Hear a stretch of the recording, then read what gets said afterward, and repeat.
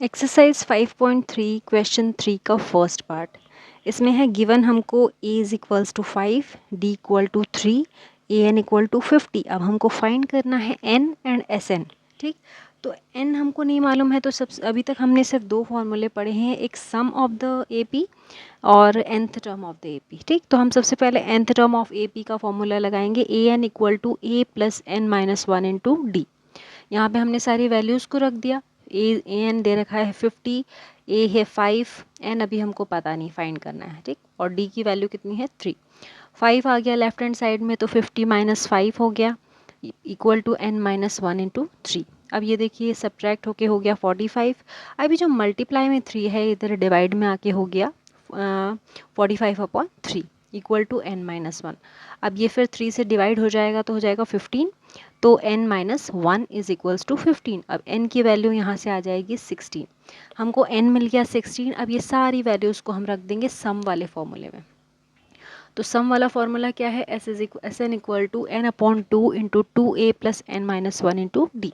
यहाँ पर सारी वैल्यूज़ रख देंगे। n है 16, a है 5, यहाँ पे n 16 और d है 3। ठीक, 5 2 ज़ा 10, 16 को 2 से डिवाइड किया तो 8 हो गया, 16 माइनस 1 हो गया 15, और ये 3। ठीक, 15 3 ज़ा 45, 45 प्लस 10 हो गया 55, 8 से मल्टीप्लाई किया तो हो गया 440।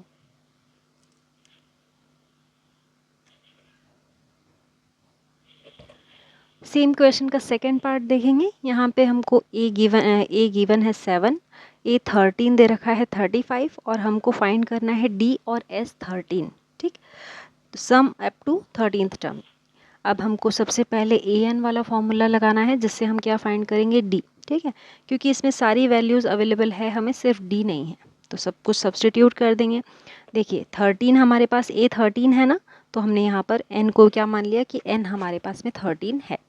तो ए 13 इक्वल्स टू 7 प्लस एन की जगह पे लिखा 13 माइनस वन, क्योंकि 13th टर्म हमको दे रखी है।